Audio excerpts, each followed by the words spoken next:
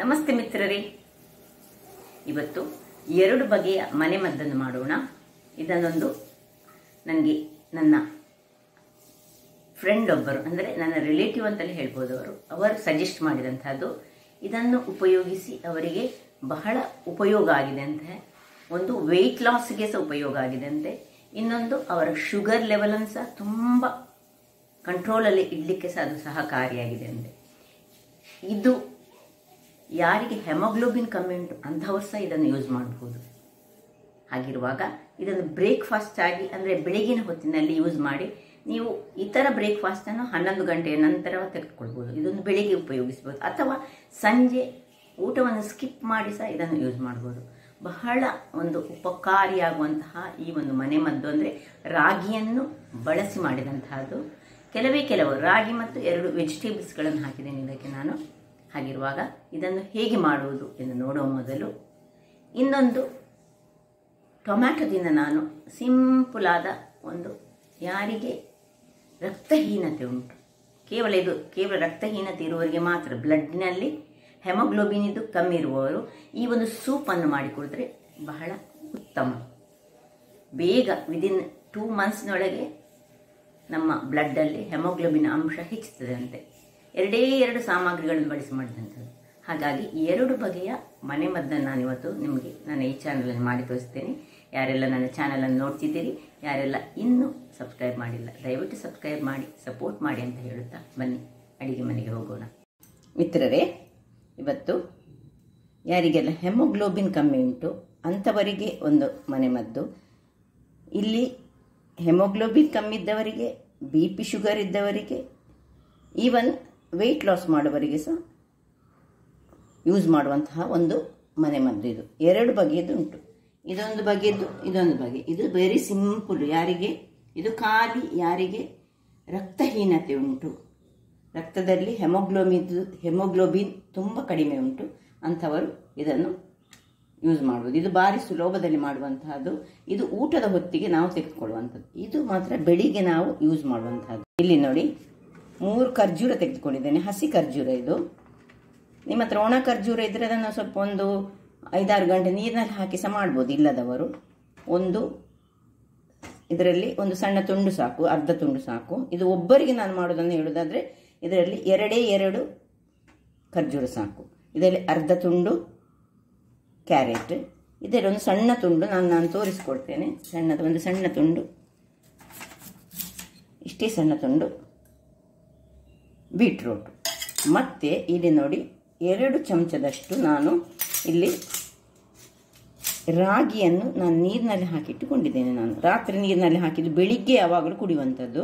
ಅದನ್ನು ನನಗೆ ರಾತ್ರಿ ನೀರಿನಲ್ಲಿ ಹಾಕಿಟ್ಟುಕೊಳ್ಬೇಕು. ನಿಮ್ಮ ಹತ್ರ ಡ್ರೈ ಖರ್ಜೂರ ಇದ್ದರೆ ರಾತ್ರಿ 1-2 ಖರ್ಜೂರವನ್ನು ನೀರಿನಲ್ಲಿ ಹಾಕಿಟ್ಟುಕೊಳ್ಳಿ. ನೋಡಿ, ಇದು 2 ಚಮಚದಷ್ಟು ರಾಗಿ, ಇಡೀ ರಾಗಿ ಆಗಬೇಕು. ಮತ್ತು ರಾಗಿ ಪೌಡರ್ ಸಹ ಮಾಡ್ಬೋದು, ಆದರೆ ಅದು ಅಷ್ಟೊಂದು ಎಫೆಕ್ಟಿವ್ ಅಲ್ಲ. ಮತ್ತು 2 ಚಮಚದಷ್ಟು ರಾಗಿಗೆ 3 ಚಮಚದಷ್ಟು ನಮಗೆ ತೆಂಗಿನ ತುರಿ ಬೇಕು. ನಾವೀಗ ನ್ಯಾಚುರಲ್ ಇದರಲ್ಲಿ ಮಾಡೋದು. ಹೀಗೆ ಹಾಲನ್ನೆಲ್ಲ ಹಾಕೊಳ್ತಾ ಇಲ್ವಾ, ಖಾಲಿ ಹಾಲನ್ನು, ಇದರಲ್ಲೇ ಹಾಲು ಬರಬೇಕು ನಮಗೆ. ಈಗ ಮೊದಲಿಗೆ ಇದನ್ನೊಂದು ಕಟ್ ಮಾಡಿಕೊಂಡು ಇದನ್ನು 2 ತುಂಡನ್ನು ಇದನ್ನು ಬೇಯಿಸಿಟ್ಟುಕೊಳ್ಳೋಣ.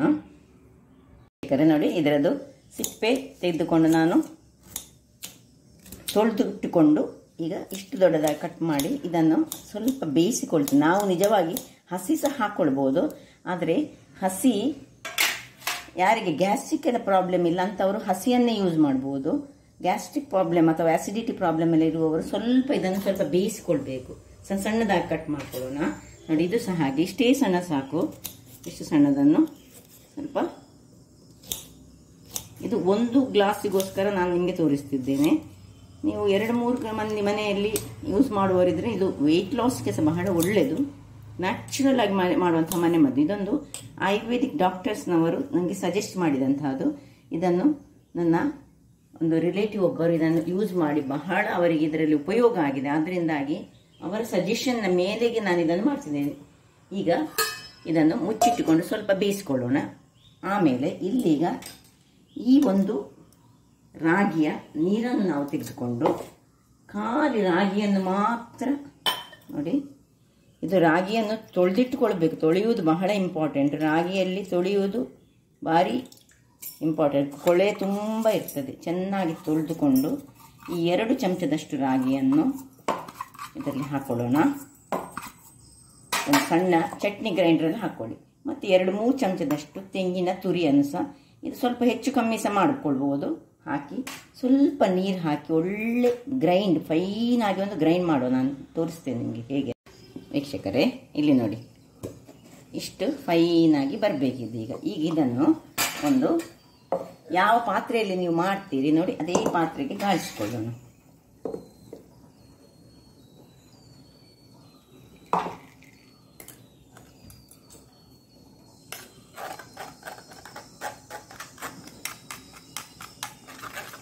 ಚೆನ್ನಾಗಿ ನೋಡಿ, ಹೀಗೆ ನಾನು ಇದನ್ನು ಗಾಳಿಸ್ಕೊಳ್ತೇನೆ. ಪುನಃ ಇದಕ್ಕೆ ಸ್ವಲ್ಪ ನೀರನ್ನು ಸಹ ಹಾಕ್ಕೊಂಡು ನೋಡಿ. ಈ ಹಿಟ್ಟು ಇದರಲ್ಲಿ ಒಂದು ಚರಟೆ ಬರ್ತದಲ್ಲ, ಅದಕ್ಕೆ ಪುನಃ ಸ್ವಲ್ಪ ನೀರು ಹಾಕ್ಕೊಂಡು ನೋಡಿ. ಇದೀಗ ದಪ್ಪದ್ದು ಬಂತು ನಮಗೆ. ಇದರಲ್ಲಿ ತೆಂಗಿನ ಹಾಲು ಸಹ ಒಟ್ಟಿಗೆ ಮಿಕ್ಸ್ ಆಗಿ ಉಂಟು.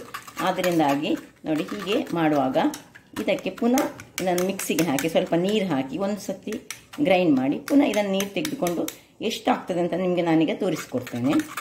ನೀರು ಹಾಕಿ ಮಾಡಿದಂಥದ್ದು ಇದು ಇಷ್ಟ ಆಯಿತು. ಈಗ ಇದನ್ನೊಂದು ಸ್ಪೂನ್ನಲ್ಲಿ, ಇನ್ನೂ ಸಹ ನಮಗೆ ಇದಕ್ಕೆ ನೀರು ತುಂಬ ಬೇಕಾಗ್ತದೆ.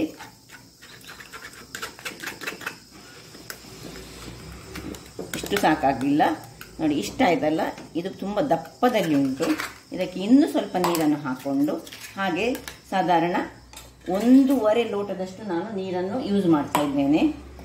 ಈ ಲೋಟದಲ್ಲಿ 1.5 ಲೋಟದಷ್ಟು ಒಟ್ಟು ನೀರು, ಸುರುವಿನಿಂದ ಹಿಡಿದು ಗ್ರೈಂಡ್ ಮಾಡುವಾಗದಿಂದ ಹಿಡಿದು ಈಗ ತನಕ 1.5 ಲೋಟದಷ್ಟು ನೀರನ್ನು ಯೂಸ್ ಮಾಡಿದ್ದೇನೆ. 2 ಚಮಚದಷ್ಟು ನಮ್ಮದು ರಾಗಿಯ ಸೀಡ್ಸ್ ಇದ್ದದ್ದು, ಅದಕ್ಕೆ 1.5 ಲೋಟದಷ್ಟು ನೀರನ್ನು ಯೂಸ್ ಮಾಡಿದ್ದೇನೆ ನಾನು. ಇನ್ನೂ ಸಹ ಬೇಕಿದ್ರೆ ಸ್ವಲ್ಪ ಹೆಚ್ಚು ಮಾಡ್ಬೋದು, ನಿಮಗೆ ತೆಳುವು ಸ್ವಲ್ಪ ಬೇಕಿದ್ರೆ. ಇದು ಸ್ವಲ್ಪ ದಪ್ಪ ಇದ್ದರೆ ಒಳ್ಳೆಯದಾಗ್ತದೆ ನೋಡಿ. ಇದನ್ನು ಡಿಸ್ಕಾರ್ಡ್ ಮಾಡ್ಕೊಳ್ಳೋಣ.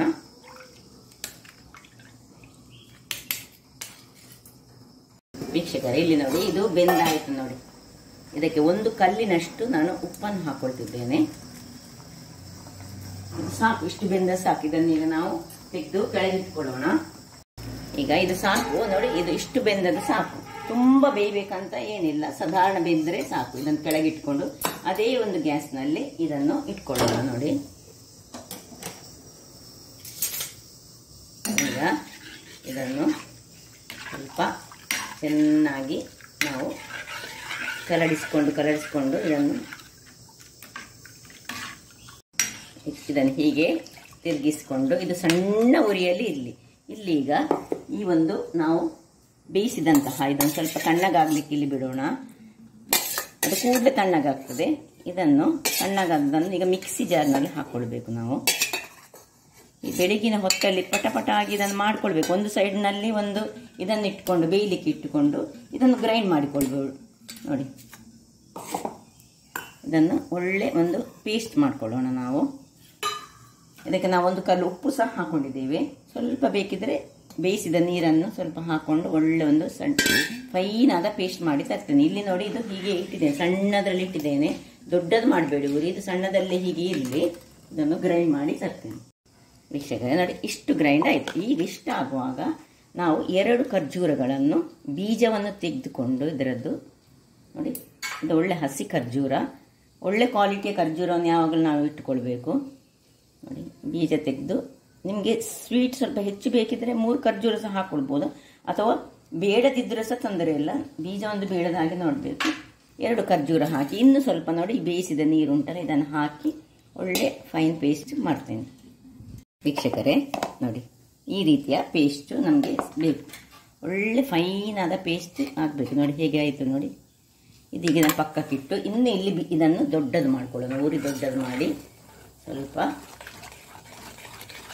ಇದನ್ನು ಒಳ್ಳೆ ತಿರುಗಿಸಿಕೊಳ್ಳೋಣ. ಇದರಲ್ಲಿ ಈಗ ಬಾಯ್ಲ್ ಒಂದು ಬರುವಾಗ ಈ ಪೇಸ್ಟನ್ನು ನಾವು ಇದಕ್ಕೆ ಹಾಕ್ಕೊಳ್ಬೇಕು.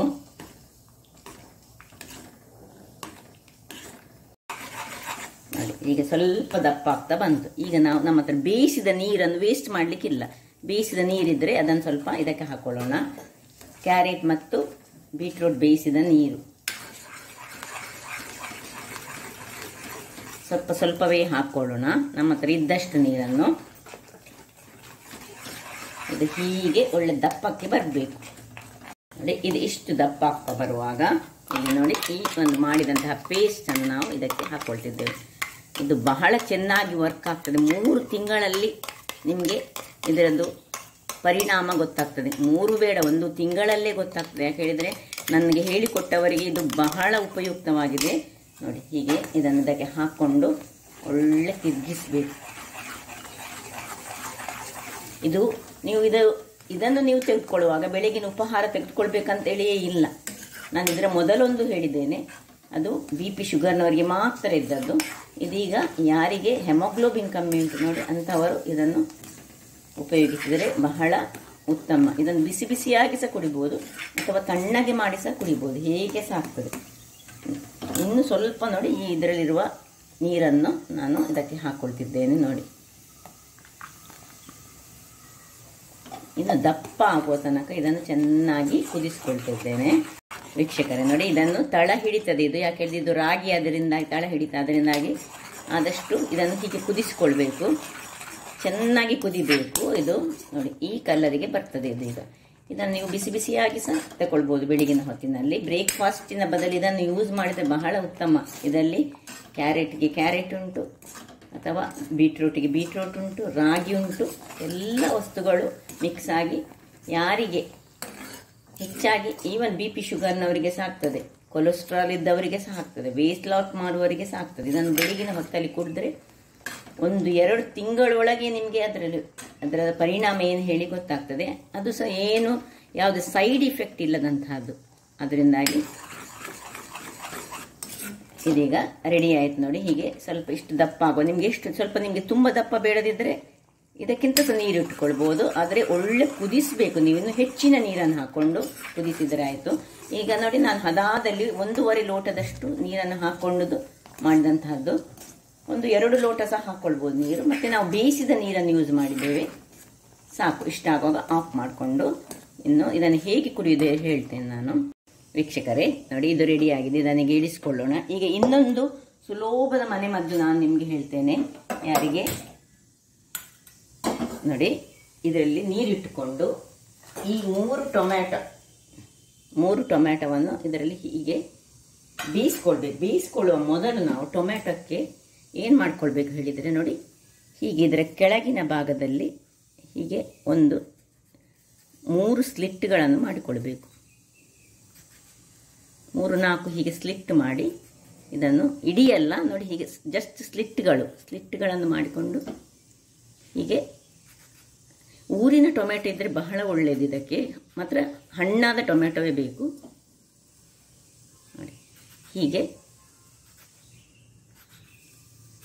3-4 ಇದನ್ನು ಮಾಡಿಕೊಂಡು ಇದು ಅಲ್ಲೇ ಬೇಯಲಿ. ಮೊದಲು 5 ನಿಮಿಷಗಳ ಕಾಲ ಬೇಯಿಸ್ಕೊಳ್ಳೋಣ ವೀಕ್ಷಕರೇ. ನೋಡಿ ಇಷ್ಟು 5 ನಿಮಿಷ ಬೆಂದರೆ ಸಾಕು. ಈಗ ಇದನ್ನು ಹೀಗೆ ಹೊರಗೆ ತೆಗೆದುಕೊಳ್ಳೋಣ.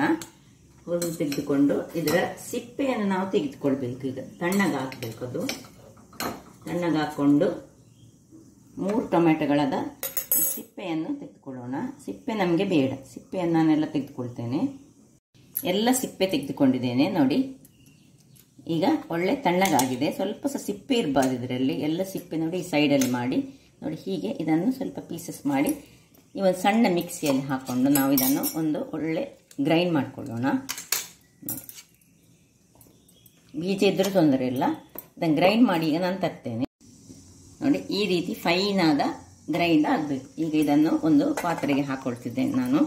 ಇದರ ಪೀಸಸ್ ಇದ್ದರೆ ಅದನ್ನು ತೆಗೆದುಕೊಳ್ಳೋಣ ನಾವು. ಗ್ರೈಂಡ್ ನಿಮಗೆ ಸರಿ ಆಗದಿದ್ದರೆ ಈ ಪೀಸಸ್ ಯಾವುದು ನಮಗೆ ಬೇಡ, ಗ್ರೈಂಡ್ ಆಗದಿದ್ದರೆ. ಆದರೆ ಬಹಳ ಉತ್ತಮ. ಇದನ್ನು ಪುನಃ ಇದಕ್ಕೆ ಸ್ವಲ್ಪ ನೀರನ್ನು ಹಾಕ್ಕೊಂಡು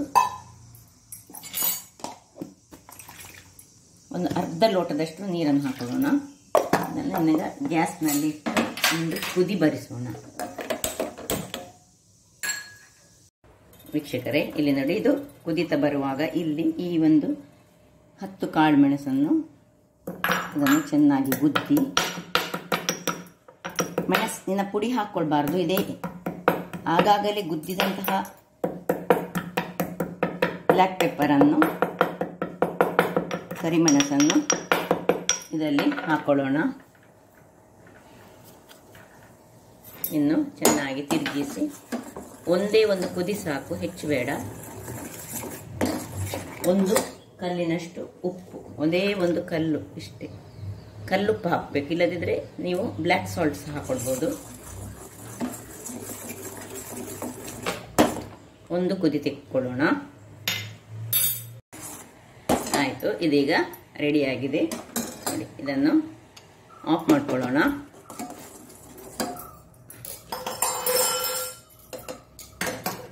ಬಹಳ ಆರೋಗ್ಯಭರಿತವಾದ ನೋಡಿ, ಇದನ್ನು ನಾನು ಇದಕ್ಕೆ ಶಿಫ್ಟ್ ಮಾಡಿಕೊಳ್ತಿದ್ದೇನೆ.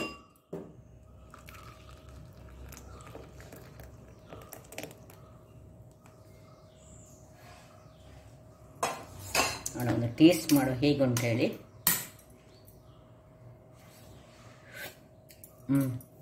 ರುಚಿಯಂತೂ ಏನು ಅಂತ ಬರುವುದಿಲ್ಲ, ಬಟ್ ಆರೋಗ್ಯಕ್ಕಂತೂ ಬಹಳ ಉತ್ತಮವಾದುದು. ನಾನು ಹೇಳಿದ ಹಾಗೆ ಯಾರಿಗೆಲ್ಲ ಹೆಮೋಗ್ಲೋಬಿನ್ ಇದು ಕಮ್ಮಿ ಉಂಟು ಅಂಥವರು ಇದನ್ನು ಯೂಸ್ ಮಾಡ್ಬೋದು.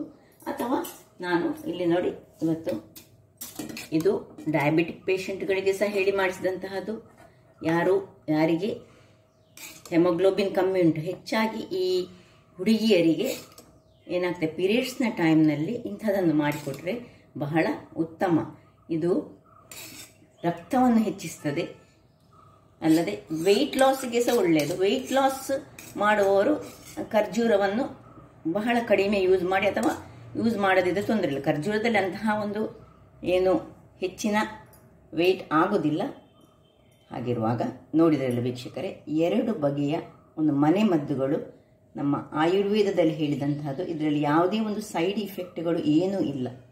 ಹಾಗಿರುವಾಗ ಇದು ಮಾತ್ರ ಬಹಳ ಟೇಸ್ಟ್ ಆಗಿ ಬರ್ತದೆ. ಇದನ್ನು ನಾವು ಬೆಳಗಿನ ಉಪಹಾರವಾಗಿ ಯೂಸ್ ಮಾಡಬಹುದು, ಅಥವಾ ರಾತ್ರಿಯಲ್ಲಿ ಸಹ ಮಾಡಿದನ್ನು ತಿನ್ಬೋದು. ರಾತ್ರಿ ಊಟ ಮಾಡುವ ಬದಲು ಇದನ್ನು ಯಾರು ವೆಯ್ಟ್ ಲಾಸ್ ಮಾಡುವವರು ಇದನ್ನು ತಿನ್ಬೋದು. ಹಾಗಾದರೆ ನೋಡಿದ್ರಲ್ಲ, ನನ್ನ ಈ ಕುಕಿಂಗ್ ಚಾನಲ್ ನಿಮಗೆ ಇಷ್ಟ ಆದರೆ ಬೋಳೂರು ಸುವರ್ಣ ಚಾನಲನ್ನು ಲೈಕ್ ಮಾಡಿ, ಶೇರ್ ಮಾಡಿ ಹಾಗೂ ಸಬ್ಸ್ಕ್ರೈಬ್ ಮಾಡಿ, ಹಾಗೂ ನನ್ನ ಇನ್ಸ್ಟಾಗ್ರಾಮ್ ಪೇಜನ್ನು ಫಾಲೋ ಮಾಡಿ. ಧನ್ಯವಾದಗಳು.